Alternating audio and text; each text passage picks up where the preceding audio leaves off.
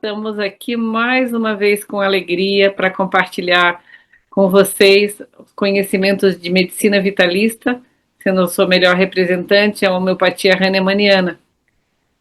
Muitos de vocês conhecem a homeopatia como um medicamento homeopático, só que tem muitas outras coisas que estão na homeopatia, na medicina homeopática, e uma delas é o que nós vamos trazer hoje, que, vamos dizer, na linguagem atual, seriam as doenças do estilo de vida, que Hahnemann, o pai da homeopatia, classificou como falsa doença crônica. Vocês vão compreender isso que eu estou falando na medida que o Francis Guedes, médico veterinário homeopata, vai trazendo as informações para nós. Seja muito bem-vindo, Francis. Você faz o favor de se apresentar? Olá, doutora Margarida, um prazer estar aqui, uma iniciativa tão importante. Bom, meu nome é Francis e eu trabalho há mais de 20 anos na organização produtiva em áreas de agricultura familiar e de reforma agrária, tendo como base os princípios cooperativos entre os agricultores, a associação de agricultores como base do trabalho, a agroecologia, onde tem um papel fundamental a homeopatia, e o acesso a políticas públicas. A minha atuação principal nesse período foi com a produção, com a atividade leiteira, principalmente, mas não só, com as outras linhas de produção animal também. Eu sou veterinário, fiz o mestrado em epidemiologia, fiz duas especializações, uma em economia e desenvolvimento agrário e a outra em produção de leite agroecológico, e o doutorado em agroecossistemas e agroecologia.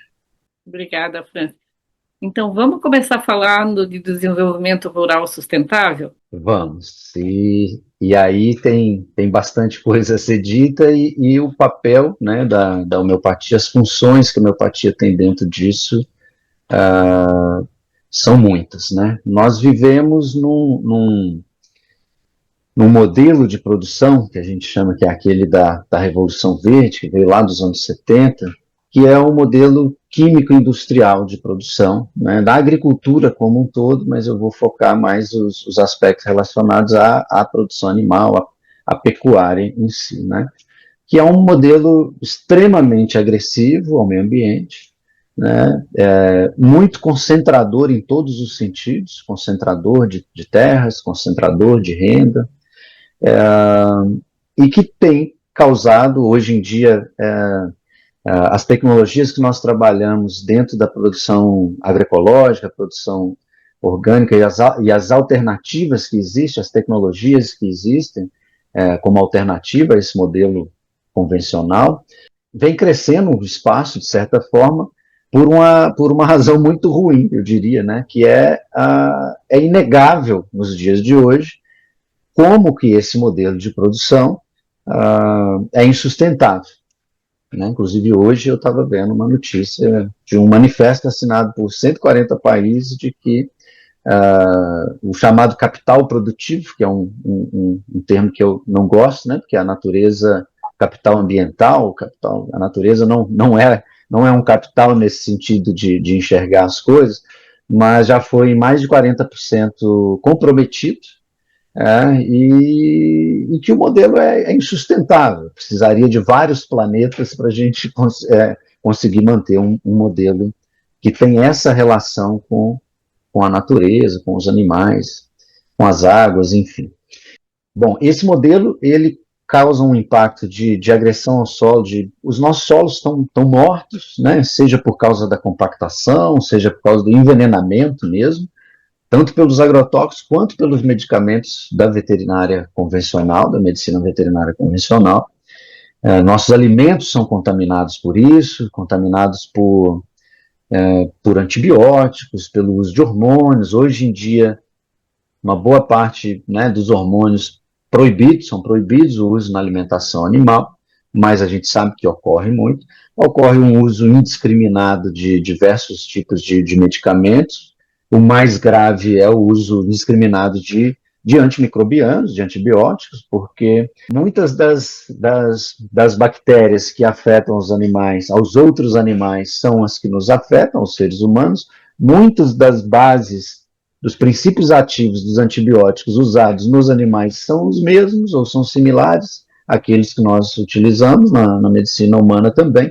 Então, a gente tem um problema, né, que explode, assim, às vezes, em infecções hospitalares incontroláveis, por exemplo, que está intimamente relacionado, porque é muito fácil comprar, usar antibióticos de uso veterinário, por exemplo, né, assim como agrotóxicos, venenos, né, utilizados nos cultivos agrícolas que vão servir de alimentos para esses animais também, né? Não é só o que a gente utiliza diretamente nos animais, mas os alimentos que a gente está fornecendo para esses animais também são parte do problema. E aí a homeopatia, o uso da homeopatia dentro dessa perspectiva que a gente chama de desenvolvimento rural sustentável, que seria um modelo de produção, não só as técnicas e as tecnologias em si, para produzir alimentos de origem animal e vegetal, mas também a forma de se relacionar com a natureza e a forma que esse modelo é muito, como eu disse, muito concentrador e muito agressivo. Então, ao trabalhar com a agricultura familiar, eu não sei se todo mundo sabe, mas a grande maioria das unidades dos estabelecimentos agropecuários do nosso país, aí está o censo agropecuário do IBGE, os outros levantamentos mostram isso, a grande maioria, cerca de 80%, 70%, 80% das unidades onde existe alguma produção agropecuária são de agricultores familiares, que são aqueles agricultores que gerem e tocam o negócio, né, com a sua própria família, com a própria força de trabalho familiar. E, aliás, uma grande parte dos alimentos que a gente consome vem daí, né? Porque boa parte do que é produzido nas grandes fazendas, no chamado agronegócio, geralmente são grãos para exportação, e aí sim, utilizando a transgenia, né, os pacotes tecnológicos nesse sentido, da agricultura convencional. Mas os agricultores familiares também usam, né? Isso foi os saberes milenares, eles foram sendo desaparecidos, aniquilados, escondidos em nome de um novo saber supostamente mais moderno, mais eficiente, né? Nessa linha de pensamento, e essas antigas práticas também de relação com a natureza, elas foram sendo deixadas de lado. Então, os próprios agricultores familiares, uma boa parte, ou a maior parte deles, também utiliza esse modelo convencional para produzir, né? Mas isso vem, pouco a pouco, nos últimos anos, mudando, né? Precisa de muito mais investimento público, inclusive, para financiar esses modelos. Porque é muito fácil ir ali e comprar um veneno ali na loja agropecuária da esquina e utilizar, e você aprender a produzir com base nos insumos endógenos, né, na capacidade da própria unidade produtiva de controlar isso que é chamado de pragas e doenças dos animais, né? E a gente tem uma visão um pouquinho diferente na agroecologia, que, bom, esses são sintomas do desequilíbrio, né? Uma visão muito afim, assim, com a homeopatia, que vários desses são sintomas do meio ambiente, né, que causam esse desequilíbrio, e que, inclusive, está provado já por estudos e tal, não é de hoje, que esses próprios medicamentos, esses próprios agrotóxicos, eles acabam, por fim, favorecendo o desenvolvimento dessas chamadas pragas e doenças, que aí vai se entrar num ciclo vicioso de precisar de comprar mais dessas substâncias para combater, que vão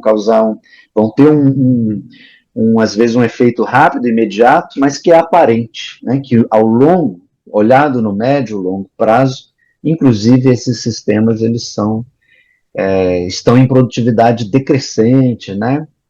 Causando desertificação, enfim.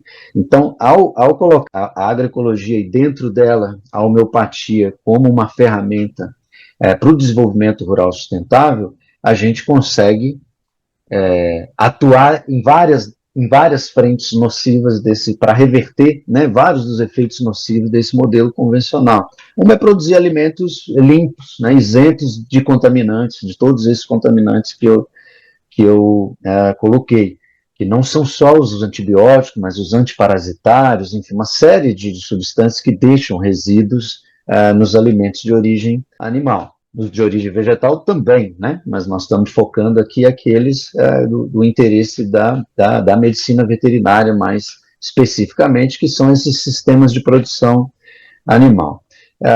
Enfim, os medicamentos homeopáticos, ou a utilização da homeopatia para controlar, né, ou para equilibrar esses organismos, primeiro, nós não estamos falando, na maior parte das vezes, né?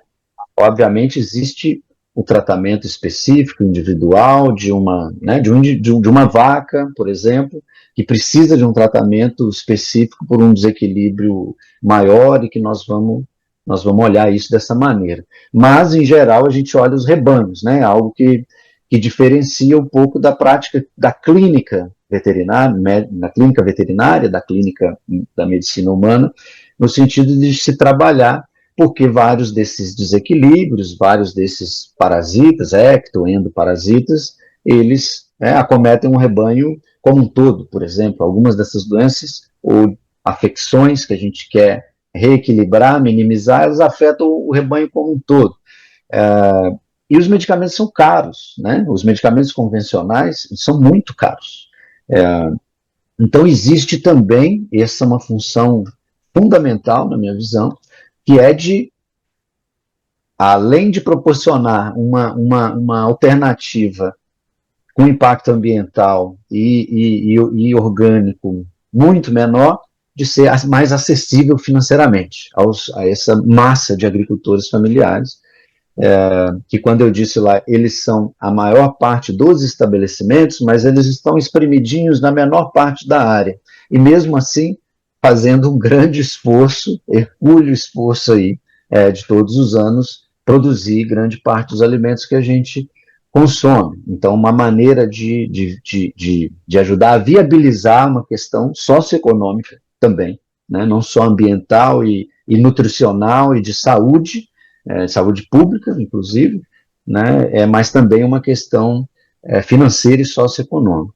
Né, e do impacto ambiental também, né? Esses animais, esse modelo, né, esses resíduos, eles estão muito presentes, por exemplo, na urina dos rebanhos. Um rebanho produz um grande volume de urina, de dejetos, isso causa uma contaminação ambiental também, né? Não só uma contaminação do alimento que vai derivar dali, mas daquele solo, daquela água, daquele ambiente onde aquele alimento está sendo produzido. Então, eu penso que, para concluir, a homeopatia possui essa força mesmo, uma força muito grande dentro da ideia do desenvolvimento rural sustentável e da agroecologia, que não é a mesma coisa que a agricultura orgânica ou que a pecuária orgânica. Existem coisas que se sobrepõem e outras são diferentes entre o orgânico e o agroecológico. Essa capacidade, então, de atuar na redução, para beneficiar a saúde humana, para beneficiar a saúde ambiental e para beneficiar também financeiramente os agricultores. Então, Francisco, quando você fala, me vem algumas recordações. Capra, né? Fritjof Capra, falando que ele chama a homeopatia de medicina ecológica, né? Então, Maravilhoso. bom, ele é uma autoridade, ele falando isso, claro que nós vivemos, mas ele não tem conhecimento de homeopatia, ele veio buscar conhecimento de homeopatia. Eu tive com ele num congresso internacional de homeopatia na Itália, em Sorrento, em que ele buscou homeopata para conhecer a homeopatia e poder falar o que ele via como uma medicina ecológica. Então, ele queria conhecer os termos da homeopatia, a doutrina, e tem trabalhado sobre isso, sabe? E faz todo sentido. Outra coisa que me vem, né, que causa um sofrimento de certa maneira, porque tudo isso que você traz, que acontece com os animais, né, para nós humanos tem um grande sequelas. tem as doenças oncológicas, tem aí todas as imunos também, né? Muitas doenças vêm decorrente daí. Claro que nós sabemos que o indivíduo precisa ter uma constituição, uma predisposição, só que a carga é muito alta, né? Então, chega uma hora que o sistema não dá conta mesmo. E a nível financeiro, se nós formos ver num contexto até de uma política de saúde, o gasto é imenso financeiramente, muito maior do que, vamos dizer assim, se recebe, né, quem faz essa produção, né, ou Sim. tem gado dessa maneira, né, o gasto que os países têm, as nações têm, né, eu não estou falando da individual, eu estou falando em termos de uma comunidade maior, é Uhum. muito imenso, né, fora as outras, né, de não ter qualidade de vida, mas não estou nem falando disso, sabe? Então, falando do financeiro, que foi uma coisa que você trouxe, né? Então, que nós possamos cada vez mais olhar e praticar o que o Capra fala, né, da ecologia, de trazer isso.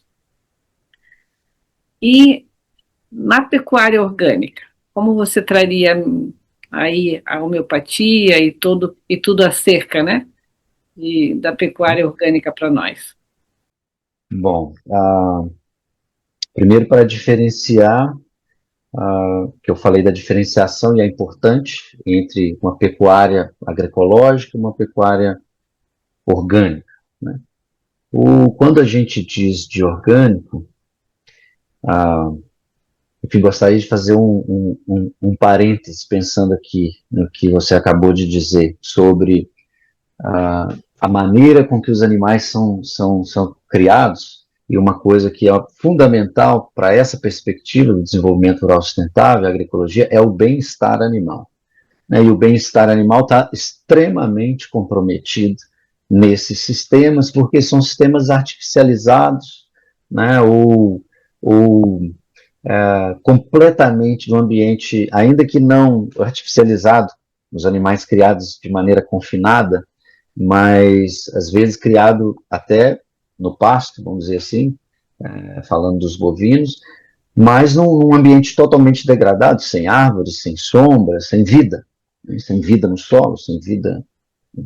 Então isso compromete, e como nós conhecemos a funcionamento e a sabedoria da natureza também, o próprio estado de estresse em que esses animais vivem diminui a qualidade biológica dos alimentos que decorrem deles, obviamente, né? Então, o padrão, né, inclusive em substâncias antioxidantes, por exemplo, de um leite, de uma carne, de animais criados seguindo os princípios da agroecologia, respeitando o bem-estar animal, em termos de fatores anticancerígenos, né, e outras substâncias, é muito maior no leite, na carne, comprovadamente, muito maior em animais criados de uma outra maneira, diferente dessa. Então, tudo isso está interconectado e se reflete, de alguma maneira, causa as suas consequências negativas ou positivas na saúde humana, também na saúde ambiental.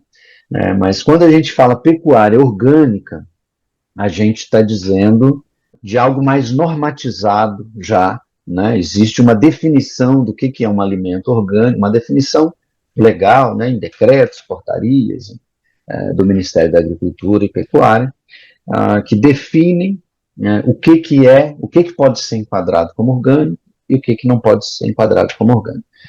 Então, na pecuária orgânica, isso também, né? Isso está normatizado. Isso passa por questões de alimentação, questões sanitárias e tudo. Por que eu digo, onde que é a interface? Um alimento produzido agroecologicamente, seguindo os princípios da agroecologia, quando o que a gente chama de transição agroecológica pode ser completado, o que é a transição agroecológica? Um caminho que o agricultor tem que percorrer, né, de onde ele vai reduzindo o uso dessas substâncias convencionais, reduzindo algumas práticas em relação ao solo, aos animais, e substituindo ela por outras num caminho de transição mesmo. Né? Ah, Ao final dessa transição, ou seja, quando foi possível abandonar o uso dessas substâncias, por exemplo, dos medicamentos veterinários convencionais, os agrotóxicos, esse alimento pode ser chamado de orgânico, ele vai estar enquadrado em todos esses parâmetros, né, da agricultura orgânica. Um alimento em transição agroecológica, produzido num sistema em transição, muitas vezes ele não pode ser classificado ainda como orgânico, porque às vezes já deixou, tem os sistemas SAT, por exemplo, SAT, que são os sistemas sem agrotóxicos, que a primeira coisa que a gente tenta fazer é parar de usar veneno, né? Mas às vezes se deixa de usar veneno, aí eu digo, né, para matar, né, venenos mesmo, usado para o controle tanto de alguns parasitos dos animais, mas principalmente para controlar espécies que são consideradas como ervas daninhas, enfim. E isso causa um desequilíbrio total na micro e macrofauna do solo. Ali. Quando isso é abandonado, mas às vezes ainda não é possível, sem entrar nos detalhes do que faz ou não ser possível em cada momento, abrir mão de um determinado produto convencional para seguir num outro caminho. Podemos fazer isso num outro momento, aprofundar nisso. Mas, às vezes, não é possível ainda abandonar adubos químicos, por exemplo, para produzir o pasto, o milho, ou qualquer alimento que vai ser utilizado para aqueles animais. Mas já é um grande passo deixar de usar os venenos, os agrotóxicos, e ficar... Então, esses sistemas SAT são os sistemas sem agrotóxicos, mas que ainda usam outros produtos da química, os produtos sintéticos de produção industrial.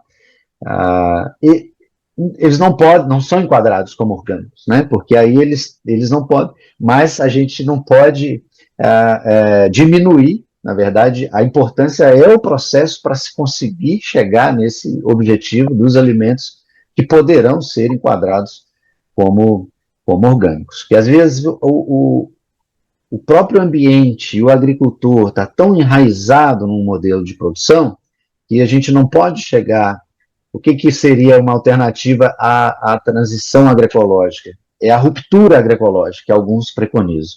Mas é uma coisa muito complicada, que seria você, de um momento para o outro, parar de usar tudo aquilo, né? Substituir aquelas práticas por outras.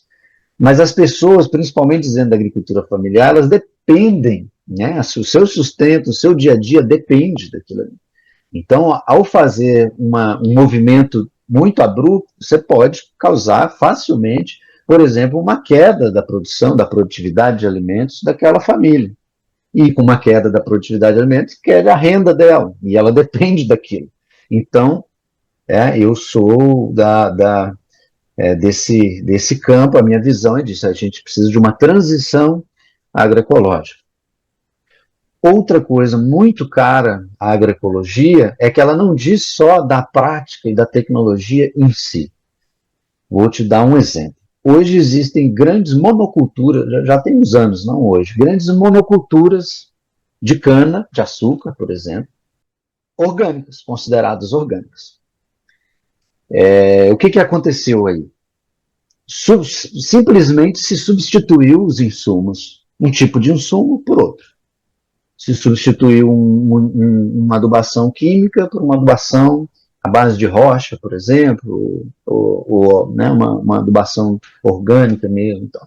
Se substituiu determinado controle químico, que pode ser chamado uma praga da lavoura de cana, por um controle biológico. Existem formas, né, de se controlar biologicamente algumas pragas, entre aspas. Mas isso diminui o impacto ambiental? Sim, diminui claramente o impacto ambiental. Mas a agroecologia preconiza uma sustentabilidade não somente ambiental, econômica, mas também social do ambiente. Esses grandes latifúndios da cana orgânica, por exemplo, eles continuam tendo as suas mesmas relações de trabalho, né? Por exemplo, tem os seus empregados numa condição socioeconômica muito ruim, e mesmo ambientalmente, a gente dizendo, né, o benefício da agroecologia é muito maior, porque ela não se resume a uma substituição de insumos, né? Tem um texto, um artigo muito interessante, inclusive, que coloca a agroecologia como ciência, movimento e prática. Ela é as três coisas. Então, assim, produzir conhecimento em termos científicos, dizendo o conhecimento, o avanço do conhecimento científico, mas ela incorpora as práticas também. Então, não é só uma produção do saber experimental e acadêmico, mas que deve ser, né, levado ao campo e deve ser difundido como prática e incorporando os conhecimentos desaparecidos aí, os conhecimentos milenares que foram desaparecidos, né, pela Revolução Verde. Então, unindo esses conhecimentos e essas práticas, e um movimento também no sentido de, bom, não se trata só, né, de substituir um insumo pelo outro, mas se trata de tornar aquele ambiente biodiverso, né, muito mais biodiverso. Não se trata de monoculturas, né, que sejam monoculturas orgânicas, não, mas de ambientes diversos, né, de policulturas, e onde não somente o ambiente, mas as pessoas que trabalham naquele ambiente têm que ser olhados também. Né? O desenvolvimento e o cuidado com o trabalhador empregado ali, ou com as pessoas que estão sendo o trabalhador braçal e direto naquela prática, ele tem que estar sendo olhado também, né? Socialmente, em termos de saúde, em termos econômicos também. Então, bom, isso não é uma exigência da agricultura orgânica, né? Da pecuária orgânica para ser classificado como orgânico. Para ser classificado como orgânica, isso está mais relacionado ao alimento em si, né? E à prática, a técnica, a tecnologia em si que é utilizada para produzir aquele alimento.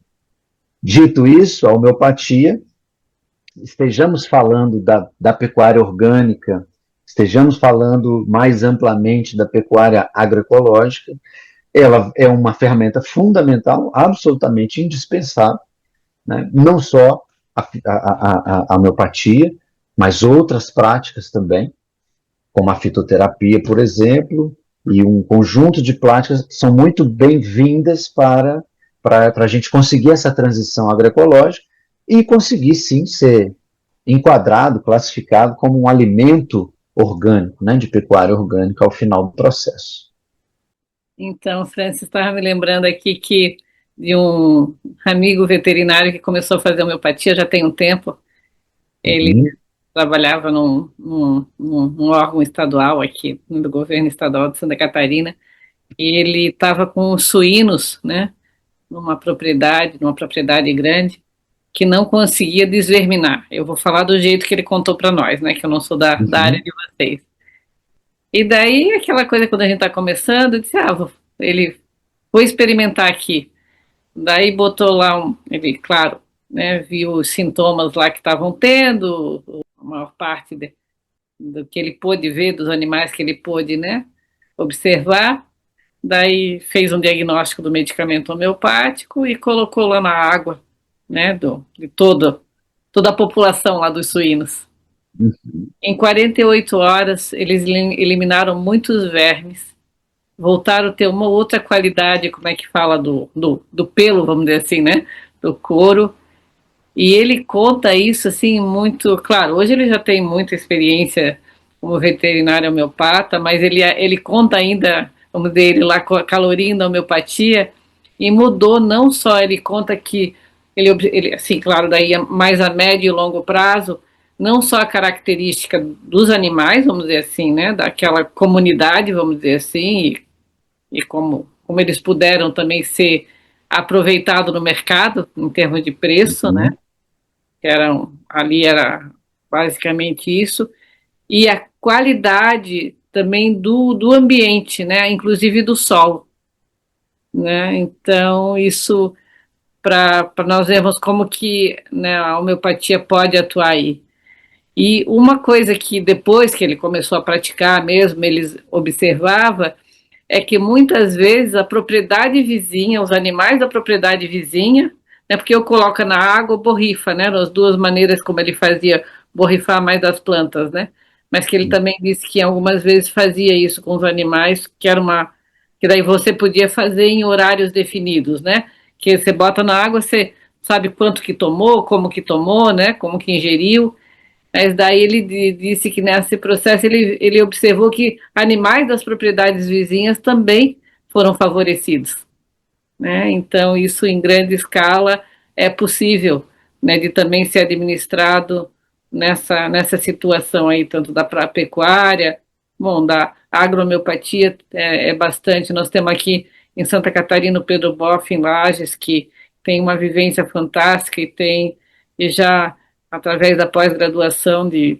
né, estudantes que vêm praticamente do mundo inteiro, né, discípulos dele estão por aí, né, trazendo esse conhecimento da agrohomeopatia e da pecuária orgânica também.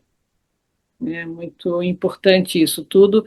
E o que eu falei, né, das doenças de estilo, que Hahnemann chamava de falsas doenças crônicas. Bom, nós podemos falar da obesidade, que é tão comentada nos nossos dias, né, como algo que mais traz doenças, não é que mais traz doença, mas uma das coisas que estão mais aí, que cada vez em idade menor, vamos ver, você vê criança de 3 anos com uma obesidade resistente muitas vezes.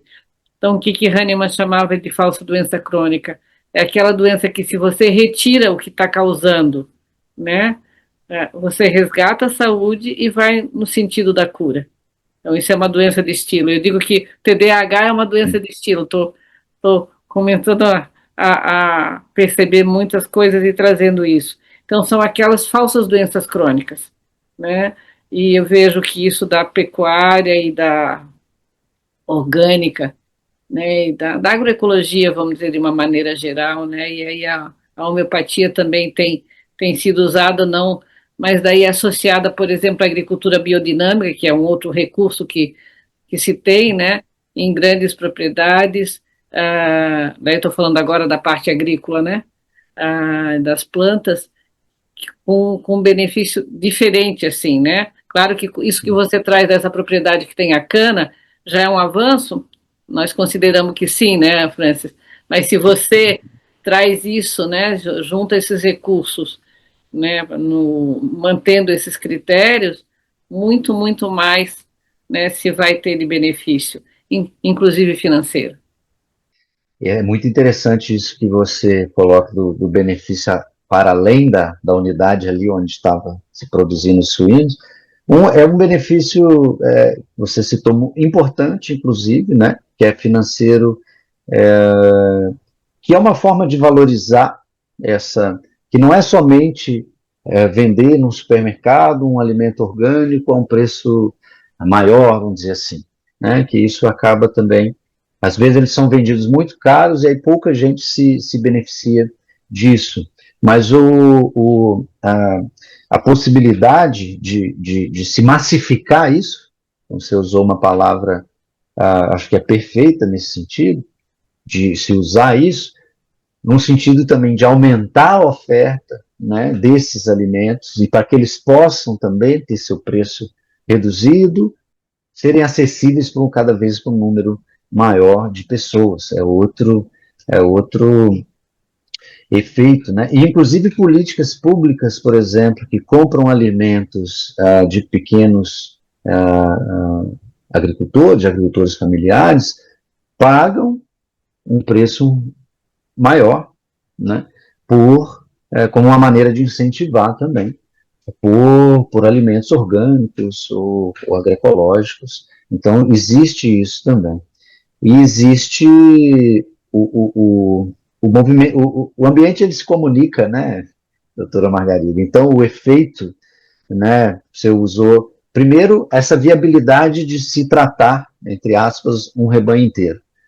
Na água, na alimentação, se usa, assim, muito borrifar também nos animais, em algumas práticas, na prática da pecuária leiteira, por exemplo, onde cada vaca tem que ser ordenhada ali, né, tirar o seu leite, você tem uma facilidade de borrifar, ou às vezes no focinho, ou no corpo mesmo, né? Ou colocar no sal mineral, na ração, na água. Então tem uma gama aí de possibilidades para administrar esses medicamentos, né? E também esse benefício se expande, né? Vamos dizer, a partir daquilo ali causando afetando, atuando sobre o equilíbrio orgânico e o equilíbrio ambiental, para além de onde ele foi afetado. Foi utilizado, assim, né, pontualmente, para onde foi o foco, vamos dizer, da, da utilização da homeopatia. Às vezes isso é complicado também, porque às vezes esses produtores são uma ilha, né, cercada de veneno por todos os lados, né? E isso dificulta também, inclusive a questão da certificação, encontra barreiras para um alimento ser assim validado e certificado como orgânico, encontra barreiras também, às vezes, por estar imerso num ambiente totalmente hostil, né, a essas práticas, né? Mas os animais, eles mudam, né? Que eu citei muito os antibióticos, mas também os antiparasitários, que foi o caso que você usou, que são utilizados, às vezes os rebanhos são criados concentrados, então facilita em áreas pequenas, o que a gente tenta romper dentro da agroecologia também e promover ambientes mais próximos aos ambientes naturais dos animais, criar ao ar livre, por exemplo, né? Criar suínos ao ar livre.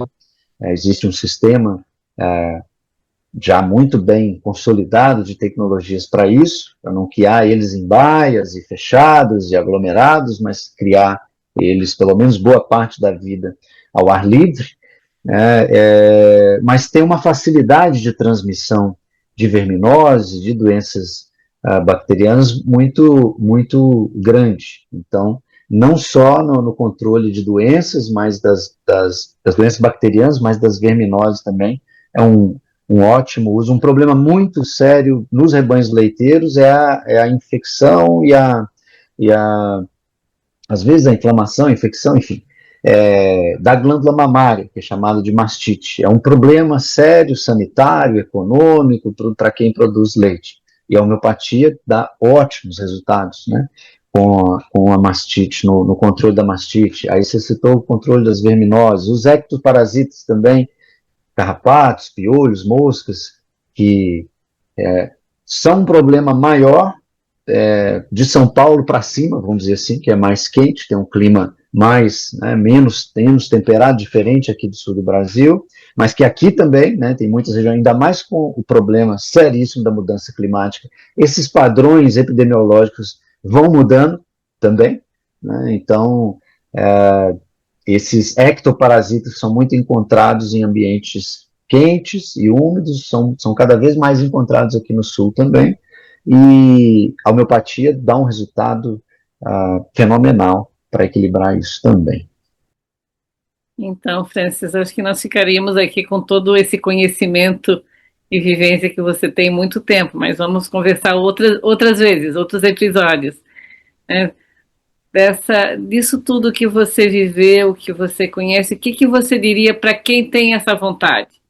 Né? Seja um veterinário, seja um proprietário, porque também eu vejo que tem muitos proprietários que têm essa vontade, mas falta o recurso chegar até ele também, né? Como conhecimento, para ele tem até, vamos dizer, o capital para investir, né? Mas tanto, né, seja um pequeno proprietário, seja tanto na pecuária quanto na agricultura, quanto alguém que já tem um capital, vamos dizer aí, né, constituído, o que você diria para eles? Bom, eu diria que para cumprir as necessidades cada vez mais urgentes que nós temos que cumprir, seja com a nossa mãe terra, né, com a natureza, ou seja pensando nos recursos que elas nos oferecem, porque ninguém é impossível, né? Às vezes tem essa ilusão de que algumas tecnologias vão resolver tudo. Parece até chegasse ao delírio de que, né, se vai se prescindir da natureza, que tudo vai poder ser produzido por certos tipos de tecnologia e tudo, e nada mais longe da verdade do que isso. Então, é nesse sentido que nós temos, que o problema das mudanças climáticas, da contaminação dos alimentos está aí, né? O Instituto, o INCA, o Instituto Nacional do Câncer, né, já soltou notas técnicas, já nesse sentido que você colocou, da íntima relação entre a contaminação dos alimentos e diversos tipos de câncer, né? E também outros estudos mostram afecções psíquicas, né, depressões, suicídios, enfim, dependendo do tipo de veneno que está sendo usado ali, isso vai ter um, um impacto diferente, nocivo.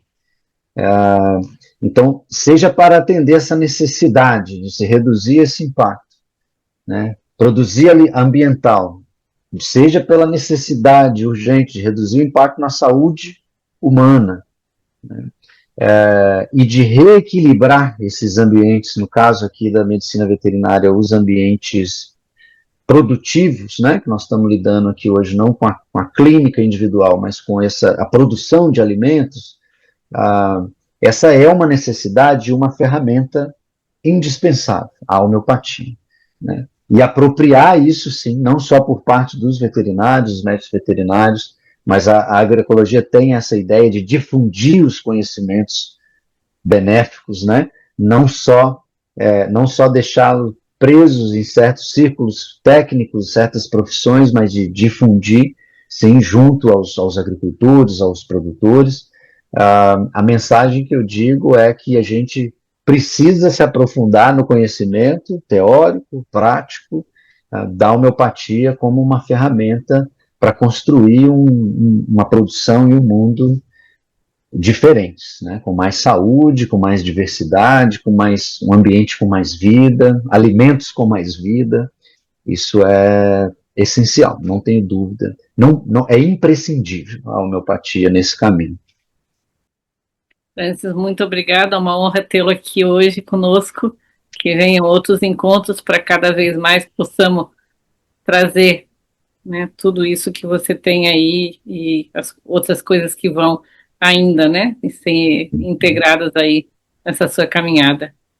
Hoje vocês puderam ver que a homeopatia não é só individual, né, como que é vista individualmente, mas que pode ser, né, não, além dos humanos, né, nos pets, né, nos animais, a pecuária de uma forma geral, né, nos animais de produção, e que isso tem um benefício não só para a pecuária, para a agricultura, mas para todos nós, né, o quanto que cada um de nós, ser vivo, que está aqui, recebe, né, em consequência dessas atitudes. E também podemos ver que, a nível financeiro, isso traz uma rentabilidade, né, muito diferente daquilo que se tem de crença aí, que hoje nós já evoluímos bastante aí nessas técnicas, né, inclusive, por exemplo, da aplicação da homeopatia, né, junto com todos os outros recursos que nós temos aí para ajudar na dinâmica, né, do solo, né, dos seres de uma forma geral. Esperamos que tenha sido útil para você o que nós trouxemos hoje aqui, né, os episódios anteriores e os que vão vir estão à sua disposição no canal do YouTube. Né, foi muito prazeroso estar aqui com você hoje. Um abraço fraterno.